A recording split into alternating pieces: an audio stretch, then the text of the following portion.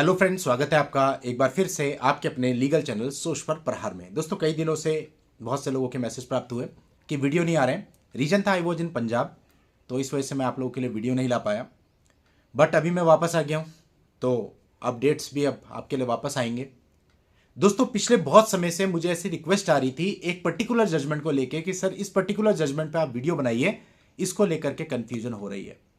और लोगों ने जिस प्रकार से कमेंट किए, उस कमेंट में जो चीजें लिखी उसे देख करके और फिर उसके बाद जजमेंट को पढ़ करके मुझे भी लगा कि वास्तव में कंफ्यूजन हो रही है, तो इस पर एक वीडियो लाया जाना चाहिए। दोस्तों, मुद्दा बहुत इंपॉर्टेंट है।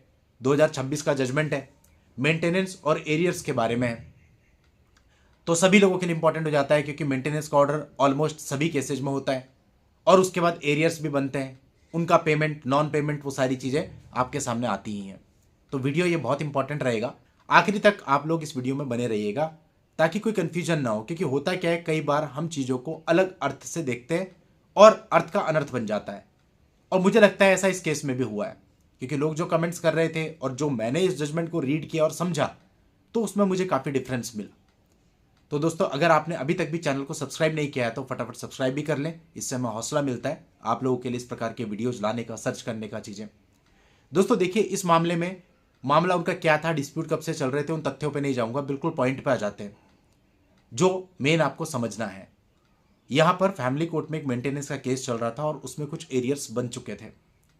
इन एरियर्स को लेकर के फैमिली कोर्ट ने रिकवरी वारंट और अरेस्ट वारंट दोनों जारी कर दिए थे साइमल्टेनियसली, यानी एक साथ दोनों वारंट जारी कर दिए थे। अब पति इस मामले को लेकर के हाई कोर्ट में आया था। इलाहाबाद हाई कोर्ट का यह मामला है। इलाहाबाद हाईकोर्ट को इस मामले को देख करके विचार करना था कि नीचे जो हुआ है वो सही हुआ या नहीं। आप लोग के साथ भी ऐसा बहुत होता होगा कि आपके वारंट जारी हो गए, अब आप ऊपर आते हैं और जनरली आपको यही एडवाइस दी जाती है कि अगर आपने पेमेंट नहीं किया और आपका वारंट हो रखा है तो ऊपर से भी आपको कोई राहत नहीं मिलेगी। लेकिन दोस्तों, यहां पर राहत मिली, इस वजह से ये जो जजमेंट है ये चर्चा का विषय बन गया। यहां तक तो ठीक है, लेकिन जो राहत मिली, क्या आपने उसे सही तरीके से समझा? दोस्तों, मुझे जो मैसेज आए उनमें लोगों ने कहा कि साहब एक ऐसा जजमेंट आया है जिसमें कहा गया है कि मेंटेनेंस के एरियर के लिए वारंट इशू नहीं किया जा सकता, और इस पर कंफ्यूजन है।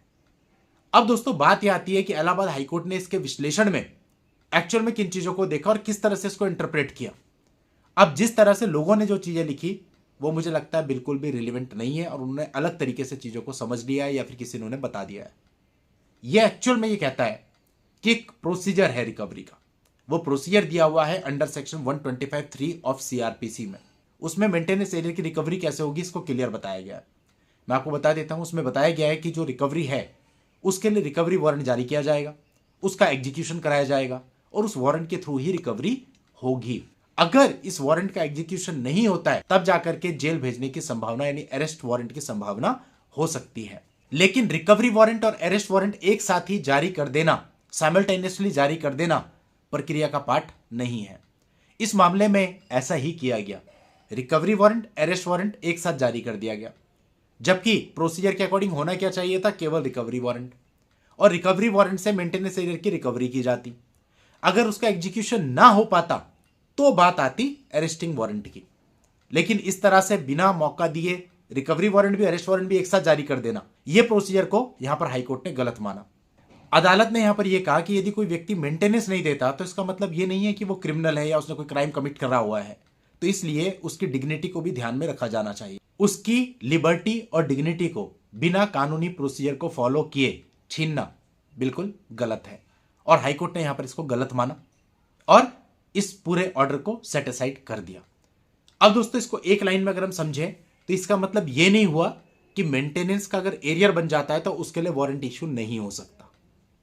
इसका मतलब यह हुआ कि मेंटेनेंस का अगर एरियर बन जाता है तो उसके लिए जो भी वारंट्स इशू होंगे वो दी गई प्रक्रिया 125(3) सीआरपीसी के अकॉर्डिंग होंगे, जो ये कहती है कि पहले रिकवरी वारंट इशू होगा, रिकवरी कराई जाएगी, आपकी सैलरी में से कराई जा सकती है, आपके बैंक अकाउंट से कराई जा सकती है, आपकी प्रॉपर्टी से कराई जा सकती है, और अगर उसका एग्जीक्यूशन नहीं हो पाता तो फिर लास्ट स्टेज जाकर के आती है कि गिरफ्तारी की संभावना बनती है और आपका अरेस्ट वारंट इशू हो सकता है।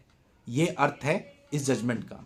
वो अर्थ कतई नहीं है कि मेंटेनेंस एरियर हो गया तो उसकी वजह से जो वारंट इशू ही नहीं हो सकता, तो ये गलत इंटरप्रिटेशन है। दोस्तों, कुछ समय पहले लास्ट वीक में जाने से पहले पंजाब मैंने बात करी थी मेंबरशिप की।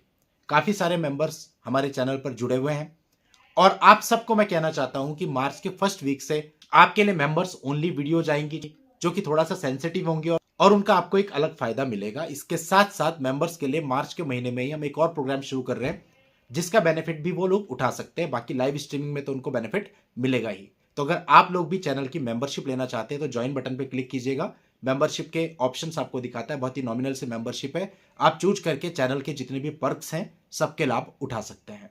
उम्मीद करता हूं आपको पूरी बात समझ में आ गई होगी और कंफ्यूजन दूर हो गई होगी। आप लोग की हेल्प के लिए जजमेंट का लिंक इस वीडियो के नीचे डिस्क्रिप्शन में मिल जाएगा, वहां जाके आप इस पूरे मामले को जान सकते हैं। आज की इस वीडियो में इतना ही। नेक्स्ट वीडियो में नई जानकारी के साथ मैं आपसे फिर मिलता हूं। तब तक के लिए goodbye and thank you for watching. Take care.